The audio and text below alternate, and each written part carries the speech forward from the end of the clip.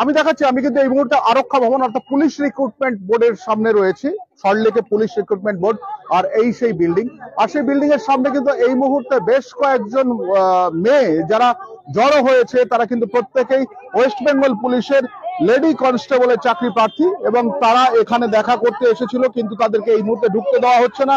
তাদের সঙ্গে বিধাননগর থানার পুলিশ এই মুহূর্তে কথা বলছে, কিন্তু তাদের অভিযোগ সত্যি আবার চাকরি চুরি, আবার সেই দুর্নীতি, সেটা নিয়ে একটু কথা বলবো। একটু যদি বুঝিয়ে বলেন যে আপনাদের সঙ্গে দুর্নীতি কি হয়েছে।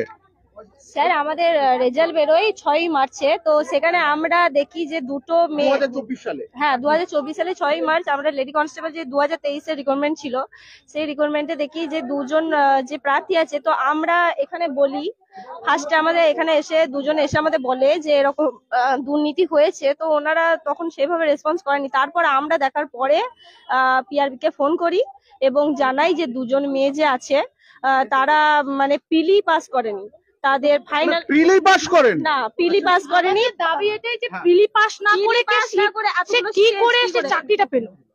আমাদের একটাই দাবি, এগুলো আমরা কেন বলবো, পিআরবি কেন আগে বলেনি এসব। একটু আমাকে যদি খুলে বলেন যে আপনাদের নোটিফিকেশন কবে হয়েছিল এবং কতজন পরীক্ষা দিয়েছিলেন, আপনারা কবে দিয়েছেন, একটু যদি বলেন আমাদের। একটু একটু আপনি বলুন, আপনি আমাদের ডিটেইলসটা একটু বলুন, একটু নাম বলুন। স্যার, আমাদের রিক্রুটমেন্টের যেটা হয়েছে মানে নোটিশে বেরিয়েছিল 2023 সালে। এরপরে আমাদের সিস্টেমটা হচ্ছে প্রিলিমিনারি পরীক্ষা হয়, তারপর প্রিলিমিনারিতে যারা পাস করবে কাট অফ ক্লিয়ার করবে যার যার নিজস্ব ক্যাটাগরি থেকে, সেই ক্যাটাগরি থেকে কাট অফ ক্লিয়ার করলে তারা পিএমটি এবং পিইটি অর্থাৎ যে গ্রাউন্ডের যে প্র্যাকটিস আছে ডিফেন্সের, সেইটা পাস করে, মানে সেই পরীক্ষাটা হয়। এরপর তারা যারা মাঠ পাস করবে তাদের হয় মেন্স এক্সাম, এবং মেন্সে যারা কাট অফ ক্লিয়ার করে পাস করে যায় তাদের হয় ইন্টারভিউ, এবং ইন্টারভিউ যারা কাট অফ ফাইনাল যে কাট অফটা ক্লিয়ার করবে তারপরে হয় ফাইনাল মেরিট লিস্ট। কিন্তু পাস করবে মানে ইন্টারভিউটা অ্যাকচুয়ালি 15 নম্বরের হয় আর মেন্সটা 85 নাম্বার, টোটাল 100 নম্বরের উপরে ফাইনাল মেরিট লিস্টে তৈরি হয়। এখানে দেখা যাচ্ছে যে কিছু মেয়ে, আপাতত আমরা দুজন মেয়েকে আইডেন্টিফাই করতে পেরেছি, সেই দুটো মেয়ে আদৌ তারা প্রিলিমিনারি তাদের যে নিজস্ব কাট অফ, সেই কাট অফটাই তারা ক্লিয়ার করেনি, মানে তারা পাসই করেনি। কিন্তু সেই মেয়েগুলো একেবারে তার ফাইনাল মেরিট লিস্টে চলে গেছে। তাদের মধ্যে একজন আবার 6th র্যাঙ্ক করে ফেলেছে। তারা যে মেয়েটা 30% পেতে পারেনি, সেই মেয়েটা মেন লিস্টে সে 85 মধ্যে সে পাচ্ছে 83 সামথিং, মানে 99%। মানে একটু আপনাকে থামাই, মানে বুঝতে পারছেন যে যখন স্কুলে কিংবা নিয়োগ দুর্নীতি হয়েছিল শিক্ষাতে, সেই সময় যারা সেই সময় তদন্ত করছেন, তদন্ত ভার দেওয়া হচ্ছিল যাদের উপর, সেই পুলিশের নিয়োগে দুর্নীতি, আবার লেডি কনস্টেবল নিয়োগে দুর্নীতি, যিনি পাশ করেননি, প্রিলিতে পাশ করেননি, তার চাকরি হয়ে যাচ্ছে, আবার সেই দুর্নীতির গন্ধ। যদি আরেকটু বলেন যেটা বলছিলেন আপনি। স্যার, এইভাবে অনেক দুর্নীতি আমাদের মনে হচ্ছে যে অনেক কোয়েশ্চেন ফাঁস বা এরকম টাইপের কিছু একটা হয়েছে। না হলে যে মেয়েগুলো প্রিলিমিনারিতে 30% 35% পেতে পারছে না, সেই মেয়েগুলো মাত্র 2 মাসের ডিফারেন্সে কি করে 99% 98% পাচ্ছে। এরপরে আমরা যা বেশি বলতে যাই, আমরা চেয়ারম্যান স্যারের সঙ্গে কথা বলবো, উনি আগের দিন বলেছিলেন, আমরা ডেপুটেশন দিতে এসেছিলাম, উনি বলেছিলেন যে হ্যাঁ একটা মেয়ের পক্ষে সম্ভব এই 85 নাম্বার পাওয়া, এবং 1 ঘন্টার পরীক্ষায়। আমরা যারা পড়াশোনা করছি আমরা চাই যে স্বচ্ছভাবে, মানে যারা যোগ্য তারা চাকরি পাক।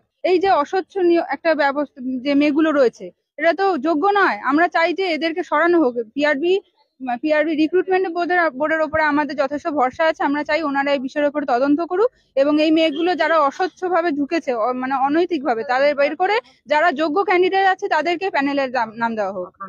আমার নাম শবনম দে। আচ্ছা, এই যে দুজনকে বাদ দেওয়া হয়েছে, দুজনকে কিভাবে আইডেন্টিফাই করা গেল? তো তাদের পিলি নাম্বার দেখে বোঝা গেল যে পিলিতে যেই কাট অফটা আপনারা কোথায় পেলেন? পিআরবি বোর্ড থেকে যেই রেজাল্টটা পাবলিশ করা হয়েছিল, সেই রেজাল্টই আমরা দেখতে পাই যে পিডিএফটা ছিল। সেখানে দেখি যে ওরা যে অনলাইন পাবলিশ, হ্যাঁ, সেখান থেকে আমরা দেখি যে যেটা কাট অফ গেছিল সেই কাট অফই ওনারা কেউ করতে পারেনি ক্লিয়ার। হ্যাঁ, মানে পাস করেন না, পাস করেনি। এরকম কত আছে বলে মনে হয়? আমাদের মনে হয় আরো আছে, আমাদের এরকম ভেতরে অনেক আছে, সেটা ওরা বার করুক। আমাদের কাছে তো প্রমাণ আছে, তার এবার ওরা সেটা বার করুক। পুলিশ নিয়োগে দুর্নীতি, আচ্ছা সামনে আসুন হ্যাঁ মেন্সে ক্লিয়ার করতে পারেনি তারা এখানে দাঁড়ান হ্যাঁ বলুন। কিছু মেয়ে আছে যারা মেন্স ক্লিয়ার করতে পারেনি, তারপরেও তারা কিভাবে পাচ্ছে? পরীক্ষা যেটা আর কি, সেটা হ্যাঁ। clear করতে পারে, হ্যাঁ। তারপরেও তারা কিভাবে তাহলে পাচ্ছে চাকরিটা? আজকে নয় আমরা দেখতে পেয়েছি বলে আজকে হলো। এই যে স্নেহা ঘোষ ওই যে 6 নাম্বারও কিভাবে র্যাঙ্ক করলো, যেখানে ও প্রিলির কাট অফ ক্লিয়ার করতে পারেনি। আবার ইউআর আমরা তো আনরিজার্ভ যারা তারা তো বেশি মারা পড়ছি, যাদের কোটা আছে তারা ঢুকে যাচ্ছে কম নাম্বারে, যাদের টাকা আছে তারা ঢুকে যাচ্ছে। আমরা তাহলে কি করবো এবার? আমরা কি রাস্তায় বসবো? আমরা তো 1.5 নাম্বারে আমরা বেরিয়ে যাচ্ছি। তাহলে আপনারা এখন কি করতে চাইছেন? পয়েন্টে করতে হবে, আর না হলে আমাদের সবাইকে নিতে হবে, প্যানেল নাহলে ক্যান্সেল করতে হবে, নাহলে ফ্রি এক্সাম হোক। তাহলে আবার আর যদি না হয় যদি আমরা তাহলে অন্য কিছু ব্যবস্থা নেবো, সেটা সবাইকে না হোক, যারা মাত্র পয়েন্টে যে আইনত ব্যবস্থা আছে সেই দিকে আমাদের বাধ্য হতে হবে, আমাদের যেতে হবে এখন আমাদের আইনের রাস্তায় যাবে। অবশ্যই পিআরবি যদি না দেখেন আমাদের ব্যাপারটা, আমাদের তো সেটা করতে হবে, কারণ আমরা এত বছর ধরে পড়াশোনা করছি। আচ্ছা গতকাল তো আপনার পিআরবি মানে বোর্ডে পুলিশ রিক্রুটমেন্ট বোর্ডের চেয়ারম্যানের সঙ্গে কথা বলেছিলেন, তিনি কবে বলেছিলেন? গত সপ্তাহে বলেছিলাম। কি বলেছেন? আশ্বাস আমরা দিয়েছেন? বলেছিলাম, উনি আমাদের কোনো আশ্বাস দেননি, বরং উনি বলেছিলেন যে এইভাবে যারা 85-তে 82-83 করে পেতে পারে, 90% মার্কস পেতে পারে 1 ঘন্টার পরীক্ষা, সেটা সম্ভব। এবং আমরা যেহেতু পড়াশোনা করিনি তাই আমরা পারিনি, এবং উনি আমাদের বলেন যে তোমরা এভাবে পড়াশোনা করো, তোমরা পারবে। আপনার কোয়ালিফিকেশন কি? আমি মাস্টার্স কমপ্লিট করেছি। মাস্টার্স কমপ্লিট করেছেন, কনস্টেবলের চাকরি করতে এসেছেন, মানে আপনারা এইভাবে ঘুরছেন এবং প্রতারিত হচ্ছেন? হ্যাঁ স্যার। মানে এটা কতটুকু আশা করেন একটা পুলিশ ডিপার্টমেন্টে যেখানে নিয়োগের পরীক্ষা হয়, কতটুকু আশা করেন? স্যার আমরা আশা অত হয়ে গেছি, আমরা আর কি করব? আমরা রাস্তায় নামতে হচ্ছে আমাদেরকে আজকে। আমরা পড়াশোনা করব না এরকম ভাবে আন্দোলন করব? আজকে যে আপনারা এলেন, আমাদের যদি 0.1 সেমি হাইট কম থাকে, আমরা যদি পা ধরেও কাঁদি, আমাদেরকে কিন্তু ওখানে নেওয়া হয় না, বের করে দেওয়া হয়। আমরা সেটা মেনে নিয়ে আবার আমরা কেউ ছেড়ে দেয়, কেউ আবার প্রিপারেশন নেয়। আবার এখানে তাহলে কি করে ওনারা বলছে যে ডিউ টু টেকনিক্যাল ফল্ট? কিভাবে বলছে এটা? এত বড় একটা ভুল হয়ে যেতে পারে? আচ্ছা আজকে তো আপনারা এত বড় ভুল কিভাবে? আচ্ছা আজকে তো আপনারা এলেন, আপনাদের সঙ্গে কথা বলবেন?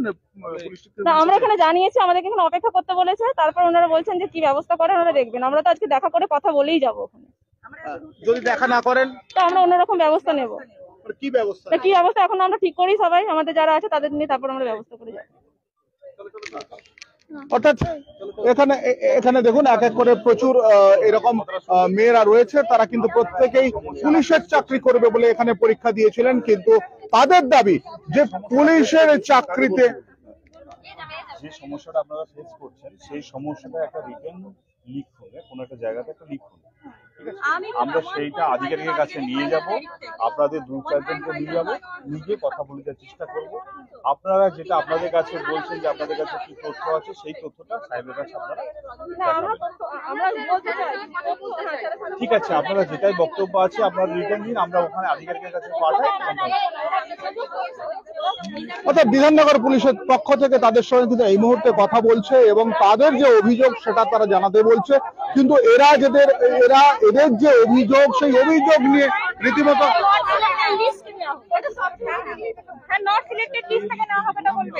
স্যার ইউআর এ কাট অফ ক্লিয়ার করছে না সে প্রিলিতে, তারপরে সে কিভাবে এখানে ঢুকে যাচ্ছে, আনরিজার্ভড সিট নিচ্ছে, আবার এদিকে বয়সের ছাড় নিচ্ছে ওবিসি এ কাস্ট দেখিয়ে। কিসের জন্য এটা হচ্ছে? মানে আপনারা কি বলতে চাইছেন যে আপাদমস্তক দুর্নীতি হচ্ছে? হ্যাঁ একদমই তাই, ভর্তি দুর্নীতি। মানে অভিযোগ কিন্তু আপনাদের সাংঘাতিক, কি বলবেন? অভিযোগ তো সাংঘাতিক আপনাদের। হ্যাঁ স্যার, আমরা চাই স্বচ্ছ নিয়োগ। যারা আর কি 10-2 প্রিলি পাস করেছে, ঠিক আছে, 100-র মধ্যে 30 বা 31 পেয়ে প্রিলি পাস করেছে, তো সেখানে দেখা যাচ্ছে ফাইনালে গিয়ে 96-97 মার্কস, সেটাও আমাদের প্রিলির পর মেন্স এক্সামের ডেট থেকে 2 মাস সময় থাকে। তো এই সময়ের মধ্যে ওই 30 মার্কস থেকে 1 ঘন্টা সময় 85-তে 82.5 কি করে পাওয়া যায় ওই 30 নাম্বার থেকে টেনে? হ্যাঁ, যেহেতু অফলাইন এক্সাম, 1 ঘন্টার মধ্যে অতগুলো কোশ্চেন অ্যাটেন্ড করতে হয়। তো আমাদের ধারণা যে এরকম যেমন এতগুলো আছে, এরকম যদি অনেকে আছে এরকম যারা চালাকি করে অতগুলো অ্যাটেন্ড করেনি, চালাকি করে 70টা বা 72টা অ্যাটেন্ড করেছে, এরকমও অনেক আছে, আমাদের এটা ধারণা।